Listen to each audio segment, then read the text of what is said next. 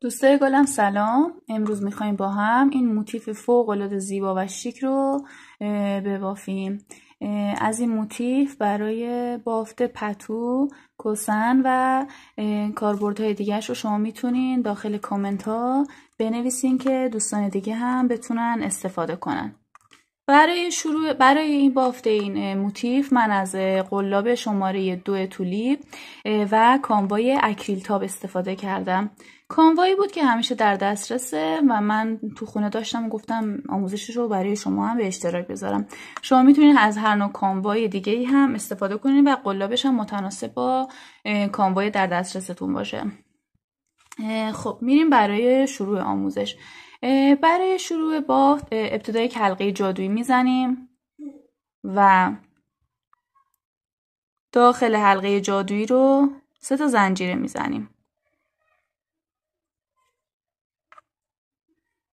به جز این 3 تا زنجیره ما داخل حلقه جادویی 15 تا پایه بلند میبافیم که مجموعاً با احتساب اون 3 تا زنجیره ما 16 تا پایه بلند داریم. ببافیم 16 تا پایه بلند رو و برگردیم. خب من 16 تا پایه بلندم رو بافتم. نخ کوتاه حلقه جادویی رو میکشین. خیلی نکشین، یک مقدار فاصله داشته باشه به این صورت. و به سومین زنجیره ابتدای رجمون بست میزنیم. به سومین زنجیره ابتدای رجمون یک بست یا شلال میزنیم به این صورت. و یک زنجیره میزنیم و نخمون رو قیچی میکنیم. نخا رو حتما داخل بافت پنهان کنین، تمیزکاری کنین و تا کارتون تمیز باشه. خب رج بعدی من میخوام از نخ سبز استفاده کنم. یه دونه زنجیره میزنیم روی قلابمون به این صورت و از بالای یکی از گندمی ها یک دور نخ رو به جز اینکه زنجیره رو زدی یک دور نخ رو دور قلاب بندازین و از بالای یکی از زنجیره ها قلاب رو وارد میکنیم، نخ میگیریم و به حالت پایه بلند دوتای اول رو یکی میکنیم به این صورت. دوتای بعدی رو هم با هم یکی میکنیم. اینجا ما یک پایه بلند بافتیم. یک زنجیره میزنیم. دقیقا همونجا که یک پایه بلند بافتیم یک پایه بلند دیگه هم میبافیم به این صورت به حالت وی شکل. 2 تا زنجیره میزنیم و یک پایه رو جا میندازیم، میریم روی گندمی پایه بعدی به این صورت و یک پایه بلند میبافیم. یک زنجیره، دوباره همونجا یک پایه بلند به این صورت. 2 تا زنجیره میزنیم و گندمی بعدی رو جا میندازیم و روی گندمی بعدیش یک پایه بلند، یک زنجیره و دوباره همونجا که یک پایه بلند یک زنجیره زدیم یک پایه بلند دیگه هم میبافیم به این صورت. 2 تا زنجیره میزنیم و تا انتهای رج به همین صورت میبافیم. یک در میون ما یک پایه بلند یک زنجیره، یک پایه بلند و 2 زنجیره میبافیم. ببافیم. خب دوستان من بافت با نخ سبز رو تموم کردم.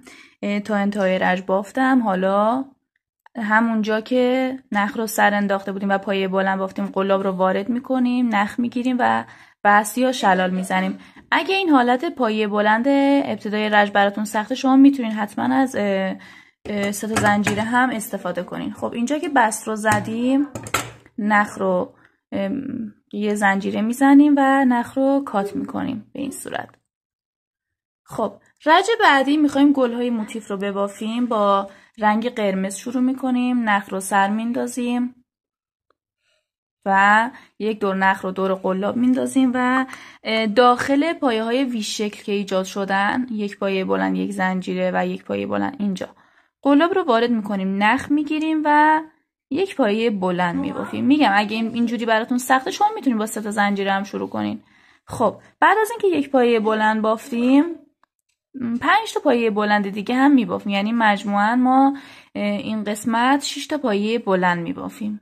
این 3، این 4، 5 و اینم 6 تا پایه بلند.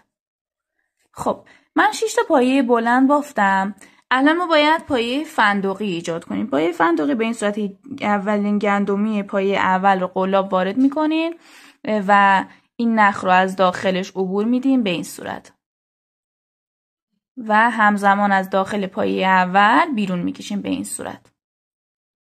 به این میگم پایه فندقی. خب پایه فندقی رو که بافتین، حالا 5 تا زنجیره میزنیم. بعد از اینکه 5 تا زنجیره زدیم میریم داخل وی شکل بعدیمون با رنگ سبز. قلاب وارد میکنیم، نخ میگیریم و پایه بلند میبافیم. دوباره این قسمت هم ما 6 تا پایه بلند میبافیم که دوباره میخوایم پایه فندقی ایجاد کنیم.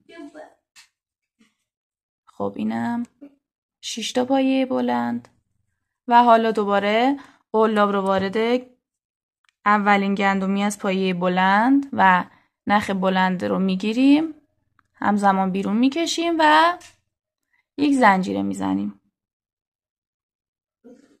این هم گل بعدیمون. خب 5 تا زنجیره گفتیم میزنیم و میریم داخل وی شکل بعدی هم به این صورت. تا انتهای رج به همین صورت میبافیم گلها تشکیل بشن و برمیگردیم. خب دوستان من گلهای موتیفم رو بافتم، 5 تا زنجیره رو زدم و حالا میریم وسط گل فندقی اولمون. از اینجا قلاب رو وارد میکنیم به این صورت، نخ میگیریم و بست یا شلال میزنیم. یک زنجیره میزنیم و اینجا ما نخ رو کات میکنیم و باید نخ رو به رنگ سفید تغییر بدیم. نخ ها رو داخل کارتون مرتب و تمیز پنهان کنین که موقع استفاده شکافته نشن.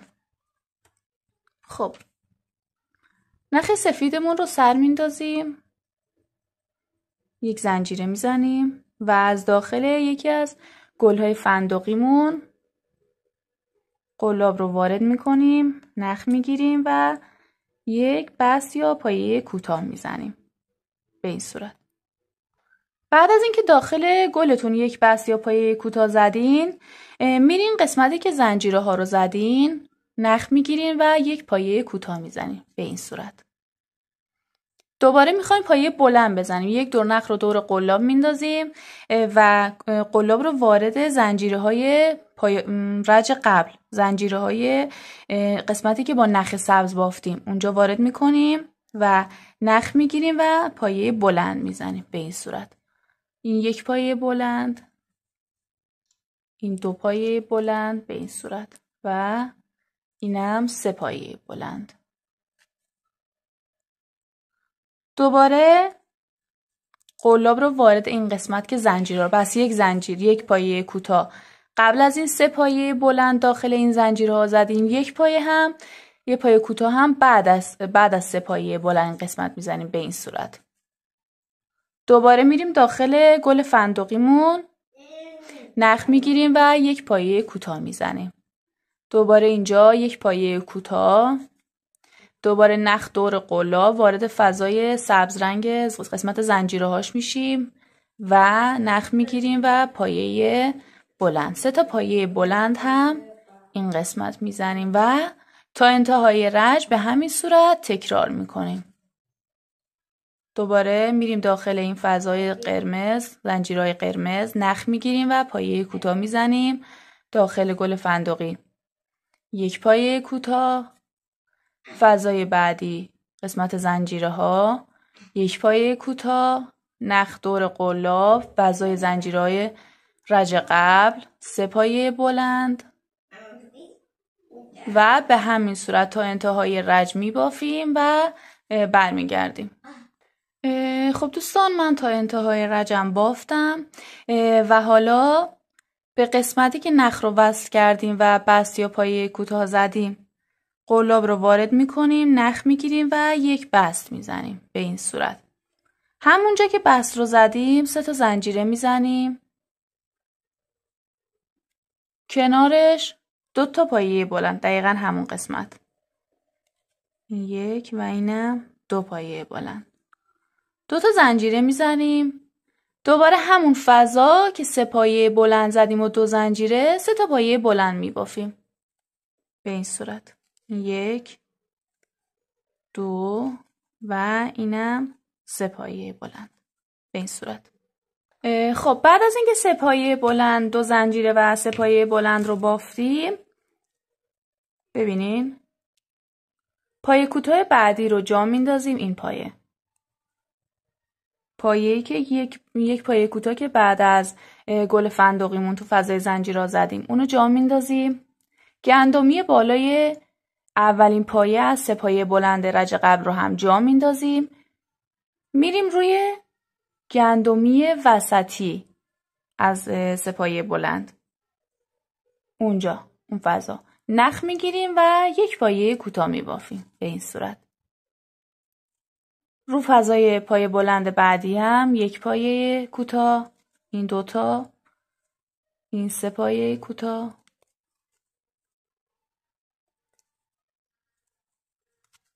رو فضای بعدیش 1 4 تا، 5 6 و 7 پایه کوتاه. دقیقاً ما از گندمی بالای پایه وسط 3 پایه بلند شروع کردیم به بافت پایه کوتاه تا گندمی وسط پایه بلند قسمت دیگه از موتیفمون که مجموعاً 7 تا، شما بشمارین و 7 تا پایه کوتاه ببافین. به این صورت.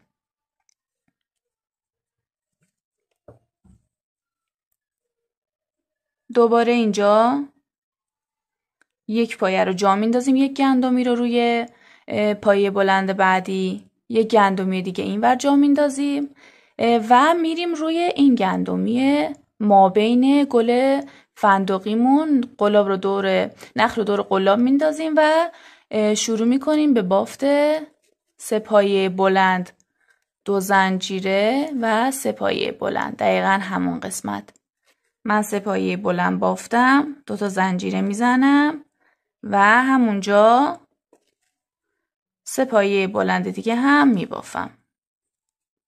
به این صورت گوشه های کناری موتیفمون داره تشکیل میشه.